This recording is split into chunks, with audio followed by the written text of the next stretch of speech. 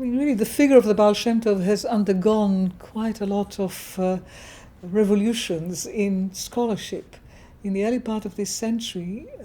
there was even one scholar, Eshkoli, who argued that it's almost certain that he never existed in reality, that he is the product of the collective imagination of the Jewish people at the time, and basically that it hardly matters, really, historically speaking, whether he existed or not, because his invented figure has left quite a significant imprint, and it is that we can deal with rather than any attempt at getting at his historical reality. Now, this is, we now know for a fact, is not true, although it was possible to argue this. And even the great historian of Hasidism, Simon Dubnov, who began to write essays on the history of Hasidism in the 1890s, which eventually came into being as a standard reference work to this day on the history of Hasidism in the 1930s. Even he was still saying that although he probably existed, it is no longer possible to retrieve any genuine historical data about him. The problem is that apart from a few letters, whose authenticity has been questioned, although we probably believe that at least a small number of them are genuine, and a whole load of legends about him that emerged in print more than 50 years after his death, and lots of quotations in his name by people who claim to have been his disciples, some of whom may have been directly his disciples, some of them might have been disciples of disciples, some of them we just don't know.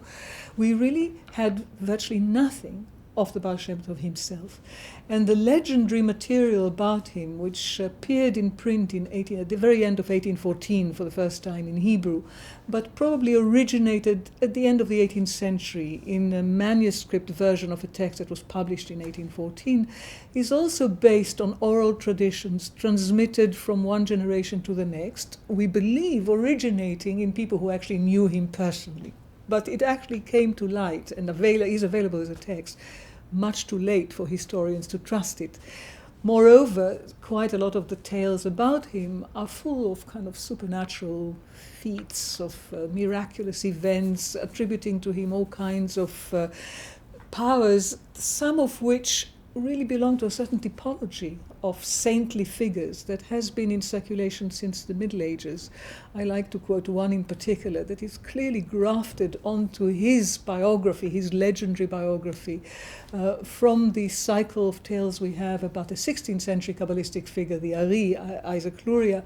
and which has its origins in the Talmud. It is a tradition that attributes to him the power to understand the language of palm trees, as well as the language of birds and other animals. Now, this has its origin in the Talmud,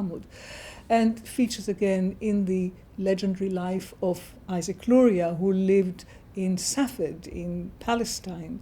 But the language of palm trees, which could have been something that an author writing about and living in a Middle Eastern context, seems very bizarre when you attribute it to the Baal Shem Tov, who lived in the Ukraine, where it is more miraculous that he should have seen a palm tree than he should have understood the language of it. And this is clearly a literary grafting of a certain feature that is supposed to be a skill that a person of that spiritual magnitude would have, but is most unlikely to have anything to do with the actual life of the Baal Shem Tov. So that collection of tales about him, which is called in Hebrew Shivhei HaBesht, or in praise of Baal Shem Tov, is full of such things that seemed beyond credulity, while at the same time clearly having lots of anchors in what seems to be perfectly plausible historical reality. And so for decades, scholars have grappled with this text, trying to extract from it those historical elements that might tell us something about the figure of the Baal Shem Tov as he actually was, and separating them from the more fanciful, irrational elements as they were supposed to be.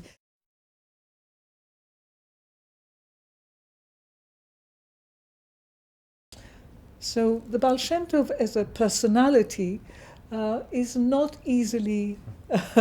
reconstructed. And we have recent attempts at doing just that, that are diametrically opposed to each other. Moshe Rossman, the person who discovered that one note in the register of rents in the town of Mierzebush, produced a very interesting biographical study of the Baal Shem Tov, in which he argues that none of the sources we have are reliable. Shivhei HaBesht, in praise of the Baal Shem Tov, this collection of tales, is completely unreliable, that it reflects the situation of Hasidism in the second decade of the 19th century when the work was published, but not at all the situation of Hasidism or the position of the Baal Shem Tov or his disciples at the time when the Baal Shem Tov was active, which is more or less, we assume, the 1740s, 50s, 60s. He was probably born at the beginning of the 18th century, but the legendary biography tells us that he was incognito, that he was not revealed to the world until he was in his late 30s. So we think that the period in which he was active and in which he was beginning to attract a following was probably the 1740s to his death in 1760. So about that we know next to nothing. That is the position of Rossman. Shortly after his book came out, another scholar at the Hebrew University, this time Immanuel Etkes, came out with a counter biography trying to rescue the traditions that Rossman dismissed as completely unrepresentative of the reality of the Baal Shem Tov, and in a sense, I think quite rightly arguing that it is not quite as bad as Rossman believes it, and some of the sources attributed to the Baal Shem Tov can be reliably believed to be his own, as well as some of the details of his life as we have them. Two other attempts to conjure up the historical Baal Shem Tov that are currently in progress. I think neither of them has been published as yet, but will be published quite soon, but two other Israeli scholars, one by Rachel Elior, a prolific author on various stages of the Jewish Kabbalistic tradition and Hasidism, and she has focused above all on the historical context of mid-18th century Poland, and sees much of the Baal Shem Tov's doctrine and really much of his life as a response to what she believes, to a certain extent, going back to a picture first drawn by Simon Dubnow in the late 19th century, was a moment of crisis in Polish Jewish existence, when there was most notably an increase in the incidence of the ritual blood accusation, of the blood libel. And she tends to interpret a lot of the Baal Shem Tov's teachings as a response to that. I think that is problematic. There has been 30, 40 years of scholarship that has tried to rid us of the model of crisis of Polish Jewry that Dubnow is responsible for, which places Hasidism as a response to crisis, as something that comes at a moment at which things couldn't have gone any worse for the Jews. This is following a period of great progress, prosperity, demographic growth, scholarship really reaching peaks it had never reached before in the 16th and 17th century in Poland. Dubnow drew this picture of crisis. Rachel Elior seems to go back to it and interprets the Baal Shem Tov and his teaching and his life as a response to that. And alongside that, there is an attempt currently by Moshe Idel to give us a kind of an intellectual biography of the Baal Shem Tov. Methodologically, he goes in exactly the opposite direction of Rossman. Rossman is a minimalist and says virtually nothing that we have about the Baal Shem Tov is reliably about the Baal Shem Tov, and you can't use it. Idel tries to argue that it is perfectly legitimate to use quotations in the name of the Baal Shem Tov, or traditions that are alive in the Hasidic tradition about the Baal Shem Tov, even if they originate in the 20th century, as probably genuinely originating from the Baal Shem Tov. And he has a method of piecing together fragments from the 18th century with fragments from the 19th century traditions, even including some that are as late as the 20th century, to piece together a coherent picture of the mental image of the Baal Shem Tov, of what actually is the basis of his mystical insight. What was he actually teaching? And he tends to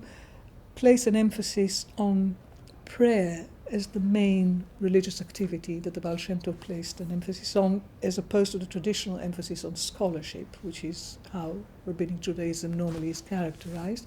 And he tries to link it to the period in which the Baal Shem Tov spent in seclusion in the mountains, in the Carpathian Mountains, linking it to the possibility of contact he may have had with the local movement, revival in the monastic tradition of the local Orthodox Church that also takes place in the latter part of the 18th century, early part of the 19th, not necessarily or not conclusively able to prove any direct contact, but suggesting that this belongs to a certain kind of spiritual revival that happens in the region, not just among the Jews, and the Baal Shem Tov, he places him in that context.